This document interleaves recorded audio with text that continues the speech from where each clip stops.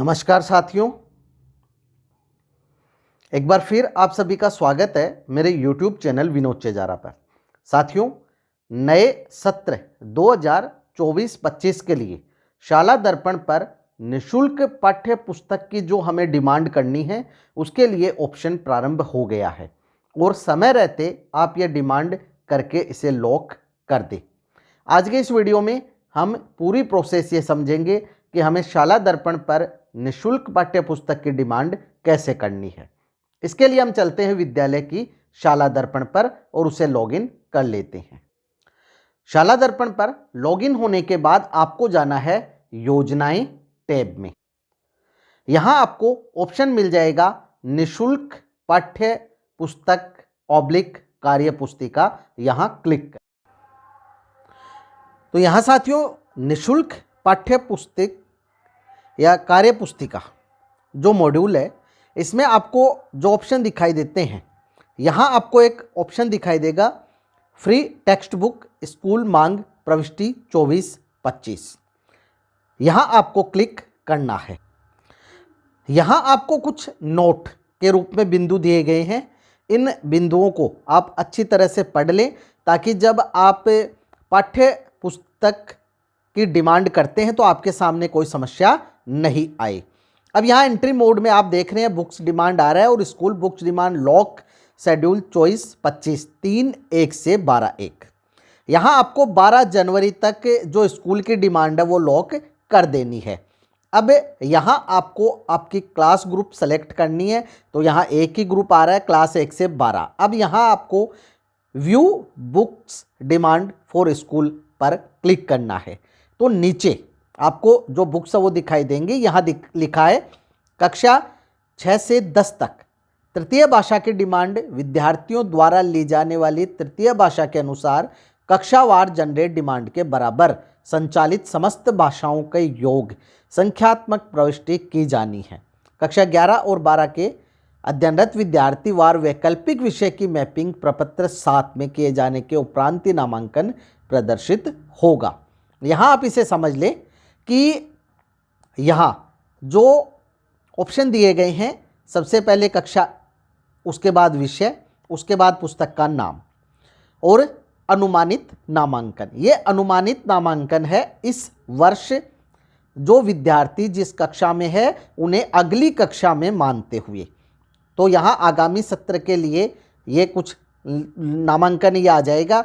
अब यहाँ कुल वितरित पुस्तकों की 50% प्राप्त की जाने वाली पुस्तकों की संख्या आएंगी और इसके बाद विद्यालय में यदि बची हुई नई पुस्तकें हैं तो उनकी संख्या यहाँ आएगी और दोनों का योग यहाँ आएगा और यहाँ आपको कुल शुद्ध मांग दिखाई देगी। जैसे कक्षा 1, 2 और 3 के लिए जो है नामांकन की पूरी ही शुद्ध मांग होगी क्योंकि इन विद्यार्थियों को हमें नई किताबें ही देनी है।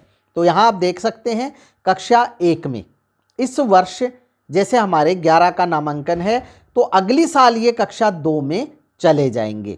तो कक्षा 2 में आपको ये 11 का नामांकन ही शो होगा, लेकिन चूंकि अगली साल का नामांकन अभी हमें पहली क्लास का पता नहीं है इसलिए पहली का ही नामांकन अगली साल भी अनुमानित माना जाता है। तो यहाँ ये शुद्ध मांग है, यहाँ नामांकन के अनुसार सही आ रही है। इसके बाद कक्षा 2 जो पहली क्लास के 11 बच्चे कक्षा 2 में शो होंगे, यहाँ भी जो है शुद्ध मांग सही आ रही है, ये आपको चेक करना है। इसके बाद कक्षा 3, कक्षा 2 में इस वर्ष 8 का नामांकन है वो कक्षा 3 में चले जाएंगे तो यहाँ भी ये नामांकन सही आ रहा है। अब कक्षा 4 में यहाँ अनुमानित नामांकन 7 आ रहा है। यहाँ इस वर्ष कक्षा 3 में 7 बच्चे हैं जो कक्षा 4 में चले जाएंगे। आगामी सत्र के लिए हमारी कुल मांग 7 है, लेकिन यहाँ जो विद्यार्थियों से वापस लेंगे, जैसे ये जो बच्चे हैं कक्षा 5 में 10, ये इस वर्ष कक्षा 4 में है। 10 में से आधा यानी 50% लेंगे तो 5 हमारे पास बच जाएंगी ये और 1 पहले से हमारे पास है। टोटल 6 पुस्तकें हो गई तो अब 7 में से 6 गए तो 1 शुद्ध मांग हमारी आ जाएगी। इस प्रकार आपको ये डिमांड चेक करनी है। इसी प्रकार कक्षा 5 अब यहाँ कक्षा 6 में हिंदी, अंग्रेजी, विज्ञान, गणित, सामाजिक, सामाजिक में जो 3 पुस्तकें हैं वो हैं, और उसके बाद है तृतीय भाषा।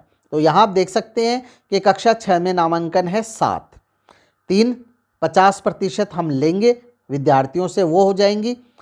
अवितरित हमारे पास कुछ है नहीं, तो 7 में से ये 3 कम हो जाएंगी, तो 4 हमारे जो शुद्ध नामांकन है वो हो जाएगा। यहाँ हमारे पास 4 हैं, तो इन जो पुस्तकें हैं का यहाँ शुद्ध मांग आपको दिखाई देगी। अब यहाँ आपको ध्यान देना है तृतीय भाषा पर।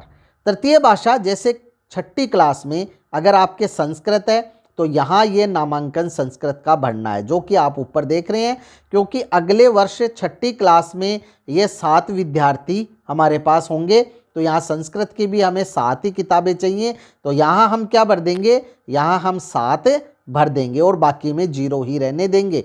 लेकिन यदि आपके संस्कृत 3 विद्यार्थियों के पास है और उर्दू 4 विद्यार्थियों के पास है, तो यहाँ आपको 4 लिखना है, यहाँ 3 लिखना है, और इनका योग जो है वो 7 होना चाहिए। तो इस तरह से आपको तृतीय भाषा अगर अलग अलग है तो सभी का योग मिलाकर इस कक्षा के नामांकन के बराबर होना चाहिए।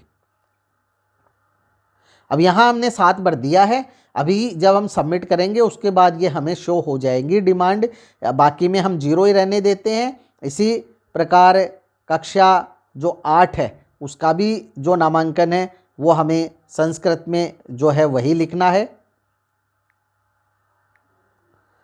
और बाकी में हम 0 रहने देते हैं, क्योंकि हमारे ये विषय नहीं है। यदि आपके हों तो आप इन्हें भर दें। अब साथियों, यहाँ हमारे पास चूँकि हमारा उच्च प्राथमिक विद्यालय है, कक्षा 8 तक जो नामांकन है शुद्ध मांग है वो सही है। अब हमें इसे लॉक करना है। लेकिन यदि आपके ये सही नहीं हो, आपको सबसे पहला काम ये करना है कि स्कूल का प्रोफाइल चेक करना है। उसमें यदि कोई कक्षा शो नहीं है और ये तो उच्चतम कक्षा देखनी है, जैसे कोई विद्यालय क्रमोन्नत हो गया है तो वहाँ उच्चतम कक्षा उसे बढ़ाना है। इसी प्रकार प्रपत्र 7 और 7A को भी चेक करना है। अगर तृतीय भाषा में या वैकल्पिक विषयों में आपके पूरे बच्चे शो नहीं हो तो वहाँ चेक करें कि वहाँ विद्यार्थी कम तो नहीं आ रहे हैं। अगर आपने वो विषय सेलेक्ट नहीं किया है तो यहाँ विद्यार्थी आपके कम प्रदर्शित होंगे। अब हम यहाँ इसे लॉक कर देते हैं। तो जब हम इसे लॉक कर देंगे तो हमें जो तृतीय भाषा का नामांकन है वो शो हो जाएगा।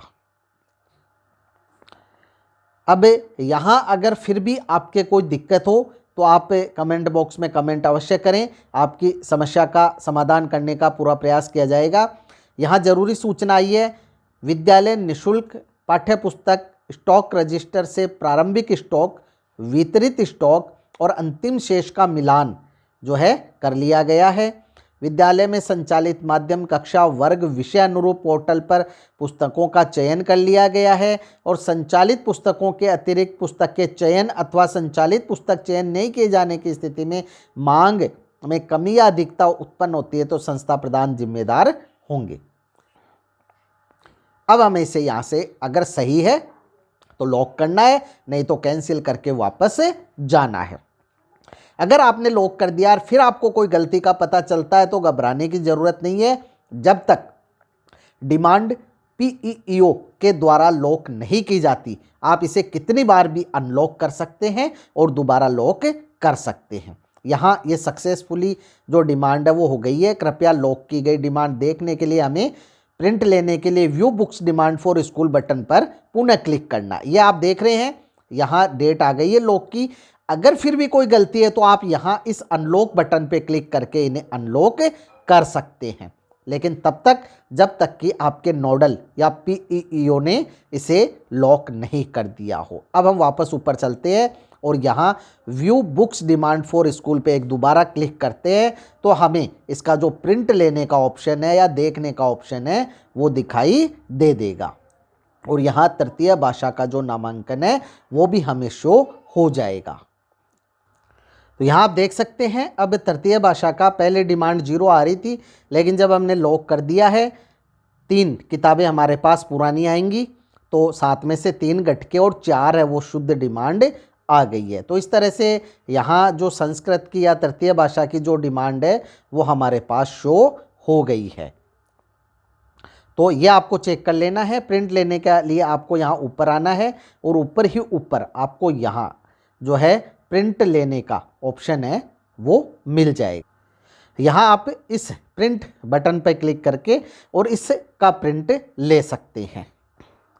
तो इस प्रकार से साथियों आपको शाला दर्पण पर निःशुल्क पाठ्य पुस्तक सत्र 24-25 के लिए जो डिमांड है वो लॉक करनी है। अंतिम तिथि जो 12 जनवरी है उससे पहले पहले आप लॉक कर दें। फिर भी यदि कोई समस्या हो तो कमेंट बॉक्स में कमेंट अवश्य करें, आपकी समस्या का निश्चित ही समाधान किया जाएगा। वीडियो यदि अच्छा लगे तो लाइक करें, शेयर करें, सब्सक्राइब करें और बेल आइकॉन को टिक करें ताकि नए वीडियो की जो नोटिफिकेशन आपको तुरंत मिल सके। इसी के साथ आप सभी का बहुत बहुत धन्यवाद और मिलेंगे अगले वीडियो में।